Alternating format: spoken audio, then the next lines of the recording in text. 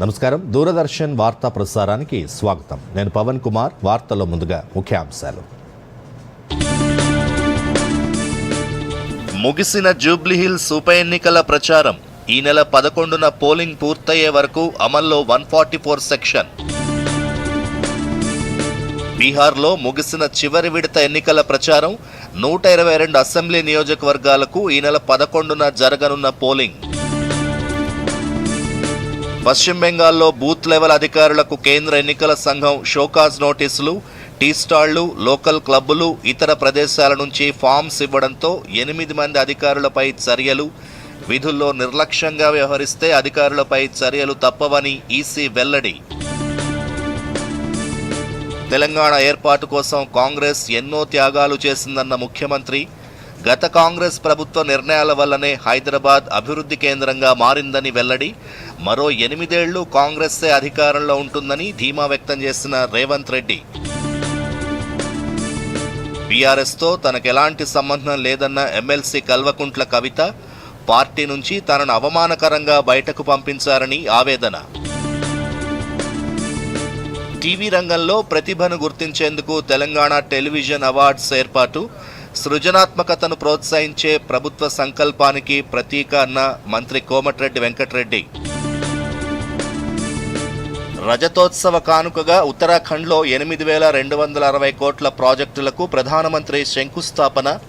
అభివృద్ధిలో ఉత్తరాఖండ్ను కొత్త శిఖరాలకు తీసుకెళ్లడానికి డబుల్ ఇంజన్ సర్కార్ కృషి చేస్తుందన్న నరేంద్ర మోదీ. వార్తలోని వివరాలు. హైదరాబాద్లోని జూబ్లీహిల్స్ అసెంబ్లీ నియోజకవర్గ ఉప ఎన్నిక ప్రచారం నేటితో ముగిసింది. దీంతో మైకుల హోరు తగ్గింది. వివిధ పార్టీల రాష్ట్ర నాయకులు తమ ప్రచారాన్ని ముగించి నియోజకవర్గం నుంచి వెళ్లిపోవడంతో ఈరోజు సాయంత్రం వరకు ఉన్న సందడి కూడా తగ్గింది. సాయంత్రం 5 గంటల నుంచి నియోజకవర్గ పరిధిలో సెక్షన్ 144 అమల్లోకి వచ్చింది. శాంతి భద్రతల పరిరక్షణ దృష్ట్యా 5 లేదా అంతకంటే ఎక్కువ మంది గుమిగూడడం ఈ నిబంధన ద్వారా నిషేధించబడుతుంది. ఈ నెల 11వ తేదీ సాయంత్రం పోలింగ్ పూర్తయ్యే వరకు సెక్షన్ 144 కొనసాగుతుందని పోలీస్ వర్గాలు తెలిపాయి.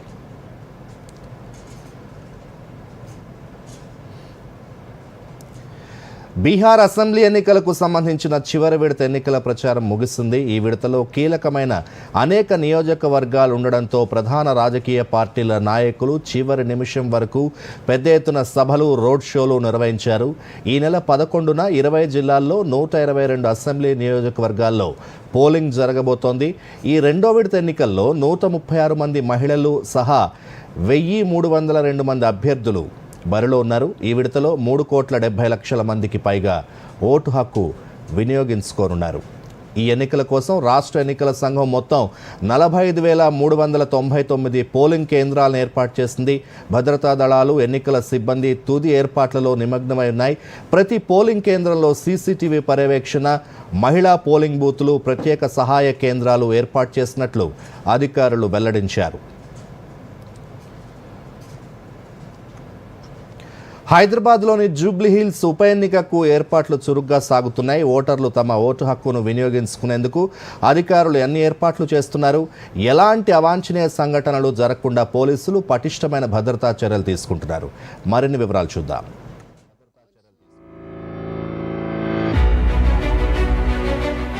ఈ నెల 11న జరగనున్న హైదరాబాద్లోని జూబ్లీహిల్స్ అసెంబ్లీ నియోజకవర్గ ఉప ఎన్నిక నేపథ్యంలో ఎన్నికల అధికారులు అన్ని ఏర్పాట్లు చేస్తున్నారు. నియోజకవర్గంలో మొత్తం 4,01,365 మంది ఓటర్లున్నారు. వీరిలో పురుషులు 2,08,561, మహిళలు 1,92,779 కాగా ఇతరులు 25 మంది ఉన్నారు. వీరు తమ ఓటు హక్కును వినియోగించుకునేందుకు మొత్తం 407 పోలింగ్ కేంద్రాలను ఏర్పాటు చేశారు. వీటిలో 54 కేంద్రాలను సమస్యాత్మకమైనవిగా గుర్తించి ఆ ప్రాంతాల్లో పటిష్ట భద్రతా ఏర్పాట్లు చేశారు. పటిష్టమైన పర్యవేక్షణ కోసం 45 ఫ్లయింగ్ స్క్వాడ్లు, 45 స్టాటిక్ సర్వేలైన్స్ బృందాలను ఏర్పాటు చేశారు.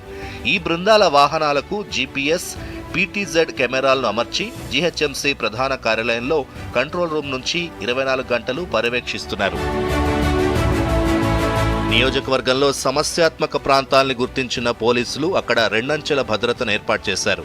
139 డ్రోన్లతో పటిష్టమైన నిఘా ఏర్పాటు చేశారు. ఆదివారం సాయంత్రం 5 గంటల తర్వాత 144 సెక్షన్ అమల్లోకి వచ్చింది. నియోజకవర్గంలో మొత్తం 1600 మంది పోలీసులను బందోబస్తుకి నియమించారు. వీరుగాక సున్నిత ప్రాంతాల్లో ఎలాంటి అవాంఛనీయ సంఘటనలు జరగకుండా పెట్రోలింగ్ బృందాలు, ఫ్లయింగ్ స్క్వాడ్స్ ఉంటాయి. వీరితో పాటు 8 కంపెనీల కేంద్ర సాయుధ బలగాలు, క్విక్ రెస్పాన్స్ టీమ్స్ ని మోహరిస్తున్నారు. అలాగే ఆదివారం సాయంత్రం 6 గంటల నుంచి 11వ తేదీ సాయంత్రం 6 గంటల వరకు, అదేవిధంగా 14వ తేదీ ఉదయం 6 గంటల నుంచి 15వ తేదీ ఉదయం 6 గంటల వరకు మద్యం దుకాణాలు మూసివేయనున్నట్లు పోలీసు అధికారులు తెలిపారు. ఈ నెల 11న నియోజకవర్గంలోని అన్ని ప్రభుత్వ కార్యాలయాలు, సంస్థలు, పాఠశాలలకు సెలవులు ప్రకటించారు. పోలింగ్కు ముందు రోజైన ఈ నెల 10న పోలింగ్ కేంద్రాలు ఏర్పాటు చేసిన స్కూళ్లు, ఆఫీసులకు మాత్రమే సెలవివ్వగా పోలింగ్ రోజు 11వ తేదీన నియోజకవర్గ వ్యాప్తంగా అన్ని ప్రభుత్వ, ప్రైవేటు పాఠశాలలు, ఆఫీసులకు, సంస్థలకు సెలవిచ్చారు. కాగా 14వ తేదీన కౌంటింగ్ నాడు లెక్కింపు కేంద్రాలు ఏర్పాటు చేసిన చోట మాత్రమే సెలవు ప్రకటించారు. ఆయా చోట్ల పనిచేసే ఉద్యోగులకు పెయిడ్ హాలిడే ఇవ్వాలని కలెక్టర్ ఉత్తర్వులు జారీ చేశారు. జూబ్లీహిల్స్లో ముఖ్యమంత్రితో సహా పలువురు ప్రముఖులు నివాసం ఉండడంతో ఎన్నికల అధికారులు, పోలీసు అధికారులు అన్ని జాగ్రత్తలు తీసుకుంటున్నారు. Bureau report, Doordarshan news. పశ్చిమ బెంగాల్లో ఓటర్ జాబితా ప్రత్యేక సమగ్ర సవరణలో నిర్లక్ష్యంగా వ్యవహరించిన బూత్ లెవెల్ అధికారులకు కేంద్ర ఎన్నికల సంఘం షోకాజ్ నోటీసులు జారీ చేసింది. ఇంటింటికి వెళ్లి ఫామ్స్ పంపిణీ చేయాల్సిండగా టీ స్టాళ్లు, లోకల్ క్లబ్బులు, ఇతర ప్రదేశాల నుంచి ఫామ్స్ ఇవ్వడంతో 8 మంది అధికారులపై చర్యలకు ఉపక్రమించింది. అధికారులు తమ విధుల్లో నిర్లక్ష్యంగా వ్యవహరిస్తే చర్యలు తప్పవని ఈసీ స్పష్టం చేసింది. ఓటరు జాబితా ప్రత్యేక సవరణపై పర్యవేక్షణను బలోపేతం చేయడానికి ప్రతి జిల్లా స్థాయిలో కంట్రోల్ రూమ్లు ఏర్పాటు చేయాలని పేర్కొంది. అలాగే ప్రతి 10 బూతులకు ఒక బిఎల్ఓ సూపర్వైజర్ను నియమించాలని ఈసీ ఆదేశించింది. అదనంగా ఓటర్ల ఫిర్యాదుల్ని స్వీకరించేందుకు హెల్ప్ లైన్ నెంబర్ని ఎన్నికల సంఘం ప్రారంభించింది.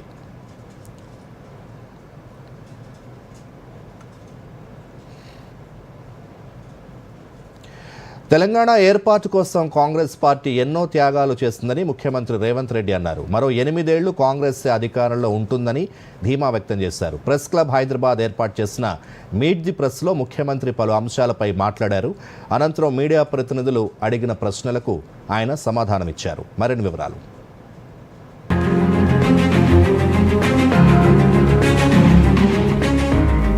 రాష్ట్రంలో కాంగ్రెస్ ప్రభుత్వం ఏర్పాటై 2 ఏళ్లు పూర్తయిన సందర్భంగా ముఖ్యమంత్రి రేవంత్ రెడ్డితో press club Hyderabad meet the press కార్యక్రమం నిర్వహించింది. ఈ కార్యక్రమంలో ముఖ్యమంత్రి పలు అంశాలపై ప్రసంగించారు. అనంతరం మీడియా ప్రతినిధులు అడిగిన ప్రశ్నలకు సమాధానాలిచ్చారు. గత కాంగ్రెస్ ప్రభుత్వాలు తీసుకున్న నిర్ణయాల కారణంగానే హైదరాబాద్ నాలెడ్జ్ సిటీగా ఏర్పడిందని ముఖ్యమంత్రి రేవంత్ రెడ్డి తెలిపారు. జీసీసీలు, డేటా సెంటర్లకు హైదరాబాద్ హబ్గా మారిందన్నారు. అభివృద్ధిలోనే కాకుండా సంక్షేమంలోనూ గత ప్రభుత్వాలు తమదైన ముద్ర వేశాయని కొనియాడారు. కాంగ్రెస్ హయాంలోనే ఐటీ రంగం, శంషాబాద్ ఎయిర్పోర్ట్, ఓఆర్ఆర్ నగర అభివృద్ధికి కీలకంగా మారాయన్నారు. గత కాంగ్రెస్ ప్రభుత్వ హయాంలోనే అనేక కేంద్ర సంస్థలు నగరంలో ఏర్పాటైనట్లు తెలిపారు. ప్రపంచాన్నే శాసించే సంస్థలు హైదరాబాద్లో ఉన్నాయన్నారు.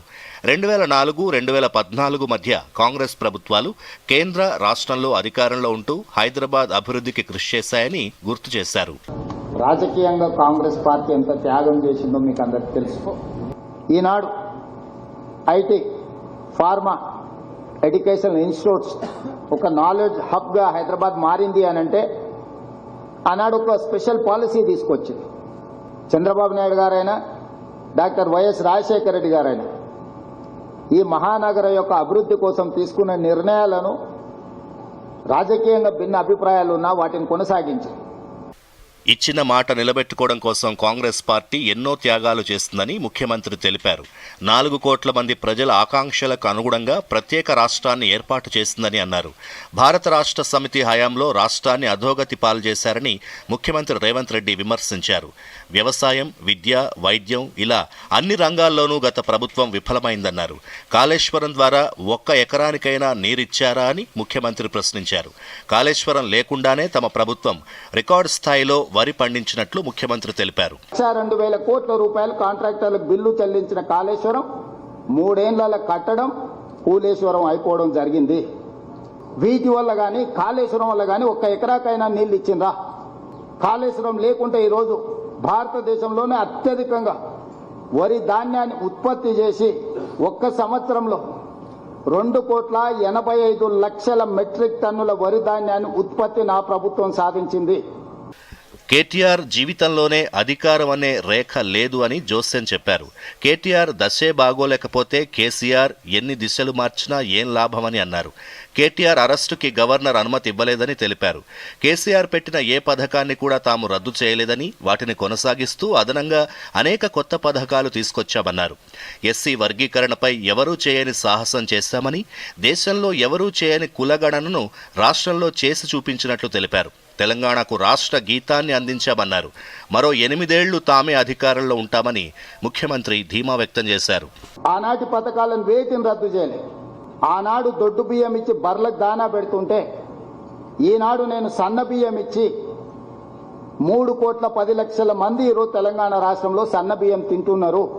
వర్గీకరణ సమస్యకు శాశ్వత పరిష్కారం చూపించి వర్గీకరణనే మొట్టమొదటి దేశంలో అమలు చేసిన రాష్ట్రంగా నేను మొదటి స్థానంలో నిలబడ్డా. ఈ దేశంలో జనగణనలో కులగణన చేసి దేశానికి ఆదర్శంగా నిలబడి సోషల్ జస్టిస్ చేసిన. రాష్ట్రానికి వచ్చిన కంపెనీలు గుజరాత్ తరలించేందుకు బీజేపీ నేతలు కృషి చేస్తున్నట్లు ముఖ్యమంత్రి రేవంత్ రెడ్డి విమర్శించారు. బీఆర్ఎస్ బీజేపీలది ఫెవికాల్ బంధమని, కాళేశ్వరం విచారణను సీబీఐకి అప్పగించినా ఇప్పటి వరకు విచారణ ఎందుకు ప్రారంభించలేదని ముఖ్యమంత్రి రేవంత్ రెడ్డి బీజేపీని ప్రశ్నించారు.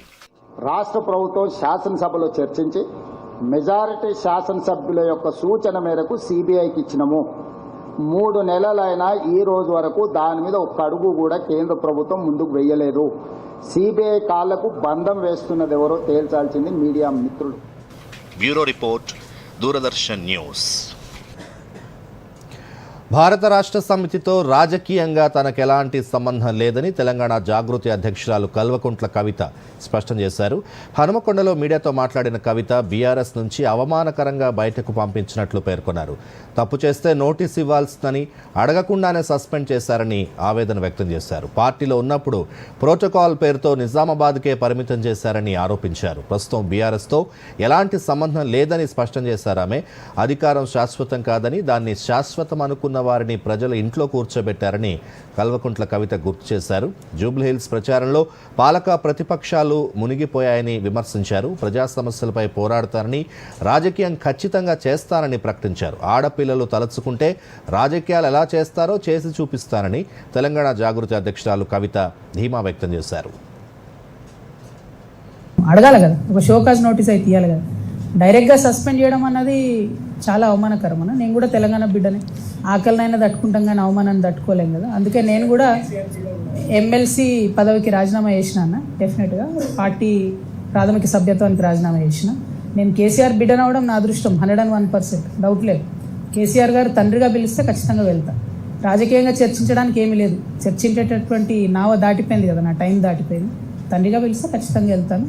తండ్రిగా తల్లిగా వారిద్దరిని చూసుకోవడం, వారికి ఆరోగ్యపరంగా కానీ ఇతరత్ర ఏమైనా ఇష్యూస్ ఉన్నా కూడా ఖచ్చితంగా పోతాను. నేను బిడ్డగా దానిలేము.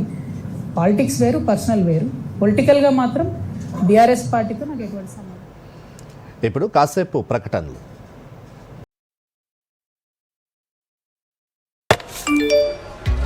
తక్కువ కాలంలో ఎక్కువ లాభాలు జస్ట్ ఒక్క క్లిక్ లోనైనా వా! చిక్కుకున్నాడు. తెలియని లింక్స్ ని క్లిక్ చేయకండి.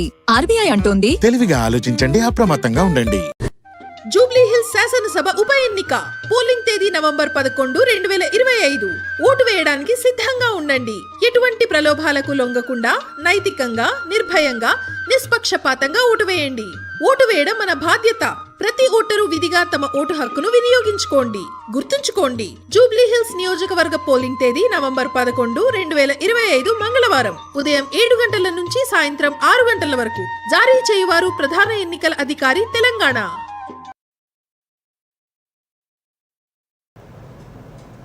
వార్తలకు తిరిగి స్వాగతం. హైదరాబాద్లో రోజు కోట్ల రూపాయల విలువైన సైబర్ నేరాలు జరుగుతున్నాయని నగర పోలీస్ కమిషనర్ సజ్జనార్ తెలిపారు. సిటీ పోలీసుల ఆధ్వర్యంలో సైబర్ క్రైమ్ నియంత్రణపై నిర్వహించిన అవగాహన కార్యక్రమంలో సిపి మాట్లాడారు. పెట్టుబడుల పేరుతో అనేక యాప్స్లో ప్రజలు మోసపోతున్నారని పేర్కొన్నారు. డబ్బు ఊరికే రాదు, పెట్టుబడి పెట్టే ముందు జాగ్రత్తలు తీసుకోండి అని సూచించారు. ఏపీకే ఫైల్స్ వల్ల కూడా మోసాలు జరుగుతున్నాయని వివరించారు. సైబర్ నేరాల్లో డబ్బు నష్టపోయిన వెంటనే 1930 నెంబర్కి ఫోన్ చేసి ఫిర్యాదు చేయాలని బాధితులకు నగర పోలీస్ కమిషనర్ సజ్జనార్ పిలుపునిచ్చారు.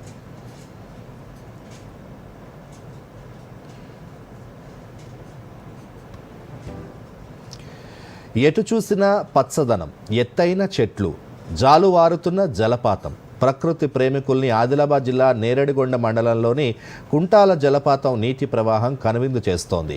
ఇటీవల మన్యంలో కురుస్తున్న వర్షాలకు తోడు ఎగువన మహారాష్ట్రలో ఎడతెరిపి లేకుండా కురుస్తున్న వర్షాలకు జలపాతం ఉరకలేస్తోంది. ఆదివారం సెలవు రోజు కావడంతో ప్రకృతి ప్రియులు జలపాతం అందాలని వీక్షించేందుకు పెద్ద ఎత్తున తరలివచ్చారు.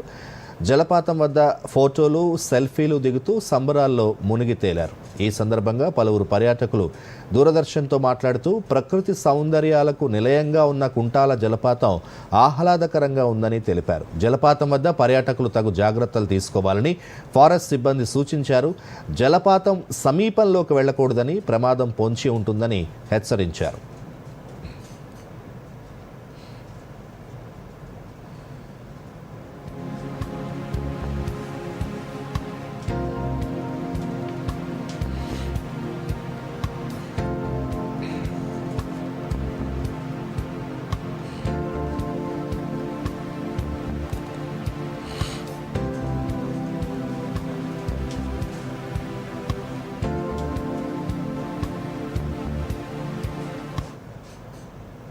ఇది మరి ఇక్కడ తెలంగాణలోనే ఎత్తైన వాటర్ ఫాల్స్ అని తెలిసి చూద్దామని వచ్చాము. వీకెండ్ కాబట్టి స్పెండ్ చేద్దాము కొంత టైం అనేసి నేను మా సిస్టర్ వచ్చాము. చాలా బాగుంది ఇక్కడ వస్తే. అంటే అంత గ్రీనరీ, చెట్లు అంతా కూడా అసలు అడవి మధ్యలో చాలా బాగుంది, చాలా మంచిగా అనిపిస్తుంది. సో ఇది మా చైల్డ్హుడ్ మెమొరీ. యాక్చువల్గా మనం 10th లో ఇంటర్లో ఉన్నప్పుడు ఎక్స్కర్షన్ పిక్నిక్ వచ్చేది. అప్పుడు చాలా ప్రమాదాలు జరిగే ఛాన్సెస్ ఉన్నా కూడా గవర్నమెంట్ కొన్ని చర్యలు తీసుకోవడం వల్ల ఇప్పుడు ఒక మంచి పర్యాటక ప్లేస్గా నిలిచింది. సో ఇప్పుడు వెకేషన్కి వచ్చినాం, మేము చాలా బెస్ట్ టైం స్పెండ్ చేస్తున్నాం. ఇక్కడ బేసిక్ ఫెసిలిటీస్ అన్నీ ఉన్నాయి. మేము ఫుడ్ ఉండదేమో అనుకున్నాం కానీ ఇక్కడ వరకు కూడా ఫుడ్ ఉన్నాయి, వాటర్ ఫెసిలిటీ ఉంది. And if you can see the guards ఉన్నారు ఇక్కడ ఏమైనా ప్రమాదం జరిగితే. So one of the beautiful place I can see. జనాలు బాగానే వస్తున్నారు. ఇంతకు ముందు ఇక్కడ ఈ వాటర్లకు పంపించలేదు. ఇప్పుడు ఎందుకనకంటే ఇప్పుడు వాటర్ తగ్గినాయి, పంపిస్తున్నాము. మళ్ళీ మేము చెప్పేది ఏంటి అంటే మా సెక్యూరిటీగా చెప్పిన మాటలు వినాలి అని. భద్రాద్రి కొత్తగూడెం జిల్లా పాల్వంచ పట్టణ పరిధిలోని ప్రభుత్వ పాఠశాల ప్రాంగణంలో జాతీయ న్యాయ సేవా దినోత్సవం ఘనంగా జరిగింది.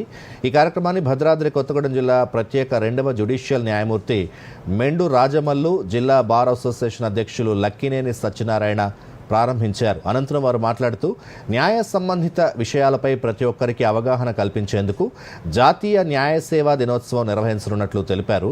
అన్ని వర్గాల ప్రజలు జిల్లా న్యాయ సేవాధికార సంస్థ ఆధ్వర్యంలో ఉచిత న్యాయ సహాయాన్ని పొందొచ్చని వెల్లడించారు. దేశంలోని ఉచిత విద్య, వైద్యంతో పాటు ఉచిత న్యాయం అందాలనే ఉద్దేశంతో న్యాయ సేవాధికార సంస్థను తీసుకొచ్చినట్లు తెలిపారు.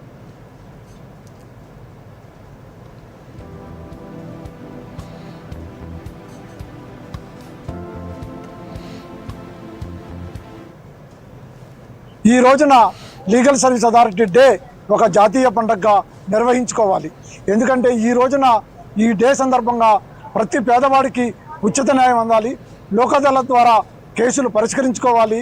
అదేవిధంగా ప్రతి మహిళకి న్యాయం అందించాలి. అదేవిధంగా సత్వర న్యాయం, లోక్ అదాలత్ల ధ్యేయం కోర్టుకు వెళ్ళినటువంటి కాలయాపన, డబ్బు వృధా కాకుండా ప్రతి పేదవాడికి న్యాయం అందాలని ఈ చట్టం అమల్లోకి వచ్చింది. నవంబర్ 9వ తారీఖున ఈ న్యాయ సేవాధికార సంస్థ అనేది ఆవిర్భవించింది. ఆ రోజుని మనం జాతీయ పండుగగా నిర్వహించుకోవడం అనేది చాలా హర్షణీయము. ఈ న్యాయ సేవాధికార సంస్థ తరపున అట్టడుగు వర్గాల వారికి న్యాయం అందించాలి అనే ఉద్దేశంతో, ఆర్థికపరమైన సమస్యలతో న్యాయం నిరాకరించబడకూడదు అనే సదుద్దేశంతో ఈ సంస్థ ఏర్పాటై పనిచేస్తూ ఉంది. వార్తల్లో మరొక స్వల్ప విరామం.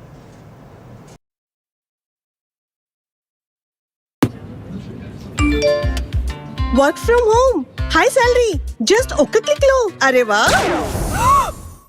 చిక్కుకుంది. తెలియని లింక్స్ ని క్లిక్ చేయకండి. ఆర్బీఐ అంటోంది, తెలివిగా ఆలోచించండి, అప్రమత్తంగా ఉండండి. వార్తలకి పునఃస్వాగతం. బీసీ రిజర్వేషన్ల విషయంలో అందరూ ఐక్యతగా నిలబడి సామాజిక తెలంగాణను సాధించే దిశగా కృషి చేద్దామని ఎమ్మెల్సీ టీజేఎస్ చైర్మన్ కోదండరాం పిలుపునిచ్చారు. సూర్యాపేట జిల్లా కేంద్రంలో తెలంగాణ జనసమితి ఆధ్వర్యంలో సామాజిక తెలంగాణ, బీసీ రిజర్వేషన్, ప్రాతినిధ్యం, ప్రజాస్వామ్యం అనే అంశంపై సదస్సు జరిగింది. ఈ కార్యక్రమానికి ముఖ్య అతిథిగా కోదండరాం పాల్గొన్నారు. ఈ సందర్భంగా ఆయన మాట్లాడుతూ తెలంగాణ జనసమితి పార్టీ 42% బీసీ రిజర్వేషన్లను సమర్థిస్తుందని తెలిపారు. బీసీ రిజర్వేషన్ల బిల్లుని గవర్నమెంట్ వెంటనే ఆమోదించి 9వ షెడ్యూల్లో జోడించేందుకు కేంద్ర ప్రభుత్వానికి సిఫార్సు చేయాలన్నారు. తెలంగాణ జనసమితి 42% రిజర్వేషన్లను సమర్థిస్తున్నది. అందుకని ఆ బిల్లు ప్రవేశపెట్టినప్పుడు కౌన్సిల్లో దాన్ని సమర్థించింది. అదేవిధంగా 50% సీలింగ్ విధిస్తూ కేసీఆర్ తెచ్చిన చట్టం ఏదైతే ఉందో ఆ సీలింగ్ను ఎత్తేస్తూ రాష్ట్ర ప్రభుత్వం తీసుకొచ్చిన బిల్లును కూడా మేము సమర్థించినాం. ఈ రెండింటిని గవర్నరు ఆమోదించకపోవటమే ఇవాళ నిజానికి శోచనీయమైన విషయం. కేవలము రిజర్వేషన్ల ఈ విషయంలో రాష్ట్ర ప్రభుత్వం సానుకూల నిర్ణయం తీసుకొని రిజర్వేషన్ల సాధనకు పెంపు కోసం వాళ్ళు ప్రయత్నం చేస్తున్నారు. కాబట్టి జూబ్లీ హిల్స్ ఎన్నికల్లో కూడా మేము కాంగ్రెస్ పార్టీకి సంపూర్ణ మద్దతు ప్రకటించినాం. తెలంగాణ ప్రభుత్వం టెలివిజన్ రంగంలో అత్యుత్తమ ప్రతిభను గుర్తించి సత్కరించేందుకు తెలంగాణ టెలివిజన్ అవార్డ్స్ 2024 నిర్వహణకు ఏర్పాట్లు చేపట్టింది. ఈ అవార్డుల విధానాలు, నియమావళి, లోగో రూపకల్పన వంటి కీలక అంశాలను ఖరారు చేయడానికి 15 మంది సభ్యులతో ఉన్నత స్థాయి కమిటీని ఏర్పాటు చేసింది. ప్రముఖ నిర్మాత శరత్ మరార్ను చైర్మన్గా, టీజీఎఫ్డీసీ ఎండీను కన్వీనర్గా నియమించారు. టెలివిజన్ పరిశ్రమ నుంచి కె బాపినీడు, మంజులా నాయుడు, పి కిరణ్ వంటి ప్రముఖులు సభ్యులుగా ఉన్నారు. అవార్డుల ఫ్రేమ్వర్క్, విజన్ రూపొందించే బాధ్యత ఈ ప్యానెల్కు అప్పగించారు. పారదర్శకత, సమగ్రత, సృజనాత్మక నైపుణ్యాన్ని నిర్ధారించడం కమిటీ ప్రధాన లక్ష్యమని సినిమాటోగ్రఫీ మంత్రి కోమటిరెడ్డి వెంకటరెడ్డి తెలిపారు. తెలంగాణ సినీ, టెలివిజన్ రంగాలు కేంద్రంగా ఎదుగుతున్నట్లు పేర్కొన్నారు. ఈ అవార్డ్స్ స్థానిక సృజనాత్మక ప్రతిభను గౌరవించే వేదికగా ఉంటుందని, సృజనాత్మకతను ప్రోత్సహించే ప్రభుత్వ సంకల్పానికి ప్రతీక అని మంత్రి కోమటిరెడ్డి వెల్లడించారు.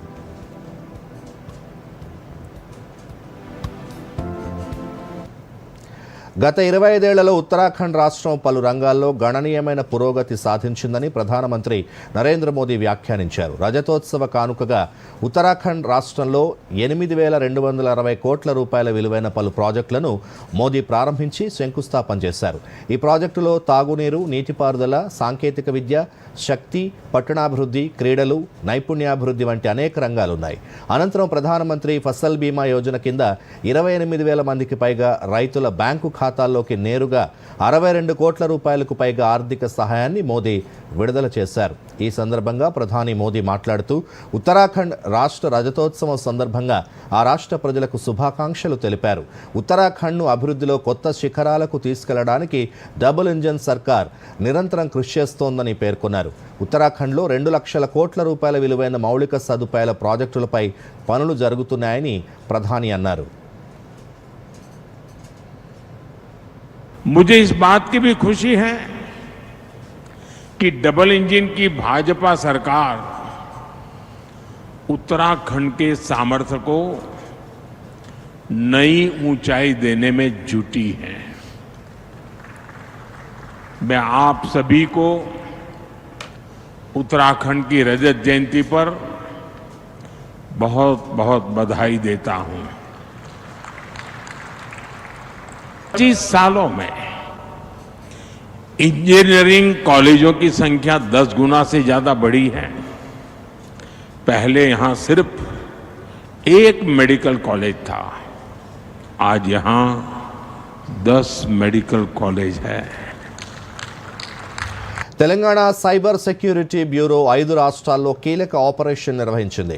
సైబర్ నేరాలకు పాల్పడిన 81 మందిని ఏపీ, కేరళ, మహారాష్ట్ర, తమిళనాడు, కర్ణాటకల్లో అరెస్ట్ చేశారు. నిందితులపై దేశవ్యాప్తంగా 754 కేసులు నమోదయ్యాయి. వారు మొత్తం 95 కోట్ల రూపాయల మేర మోసాలు చేసినట్లు గుర్తించారు. నిందితుల్లో 17 మంది ఏజెంట్లు, 7 మహిళలు ఉన్నారు. 58 మంది మ్యూల్ ఖాతాదారులుగా గుర్తించారు. వారి నుంచి 84 సెల్ ఫోన్లు, 101 సిమ్ కార్డులు, 89 19 బ్యాంక్ పాస్బుక్లు చెక్ బుక్లు స్వాధీనం చేసుకున్నారు. నిందితుల ఖాతాలోని కోట్ల రూపాయల నగదుని ఫ్రీజ్ చేశారు. ఈ మొత్తాన్ని బాధితులకు అందించనున్నట్లు సైబర్ సెక్యూరిటీ బ్యూరో తెలిపింది.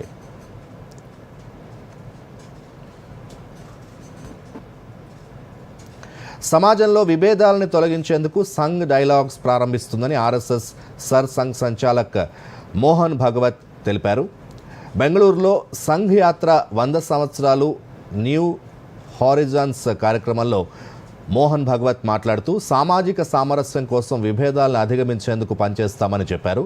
1857 స్వాతంత్ర సంగ్రామంలో హిందువులు ముస్లింలు ఏకమై బ్రిటిష్లకు వ్యతిరేకంగా పోరాడారని గుర్తు చేశారు. ఈ ఐక్యతను బెదిరి బ్రిటిష్ వారు సమాజంలో విభజనలు పెంచారని పేర్కొన్నారు. విభేదాలను తగ్గించేందుకు సంఘం అవుట్ రీచ్ కార్యక్రమం చేపడుతుందని ఆర్ఎస్ఎస్ సర్ సంఘ్ చాలక్ తెలిపారు.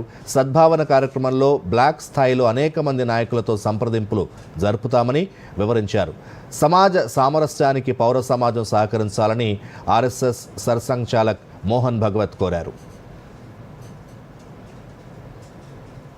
దేశంలోని పలు ప్రాంతాల్లో ఉగ్రవాదుల కుట్రను గుజరాత్ యాంటీ టెర్రరిస్ట్ స్క్వాడ్ భగ్నం చేసింది. ఆయుధాలు సరఫరా చేస్తున్నారనే ఆరోపణలపై 3 అనుమానితుల్ని అదుపులోకి తీసుకుంది. గతేడాది నుంచి వారిపై నిఘా ఉంచినట్లు ఏటీఎస్ తెలిపింది. దేశవ్యాప్త ఉగ్ర దాడులకు ప్లాన్ చేశారని గుర్తించారు. అరెస్టుకు సంబంధించి మరిన్ని వివరాలు వెల్లడవ్వాల్సి ఉంది. ఏడాది ప్రారంభంలోనూ ఏటీఎస్ 5 అల్-ఖైదా ఉగ్రవాదుల్ని పట్టుకుంది. ఆన్లైన్ టెర్రర్ మాడ్యూల్ నడిపిన వారు, పాకిస్తాన్ ఉగ్రదాడులతో సంబంధాలున్న మహిళ కూడా వారిలో ఉన్నారు.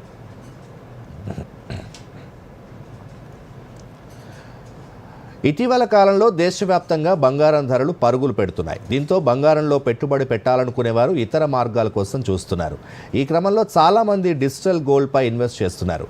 మొబైల్ ఫోన్ ద్వారా కొనుగోలు చేసే అవకాశం ఉండడంతో ఈ తరహా కొనుగోళ్లకు ఎక్కువ మంది మొగ్గు చూపుతున్నారు. ఈ నేపథ్యంలో మార్కెట్ నియంత్రణ సంస్థ సెబీ కీలక సూచనలు చేసింది.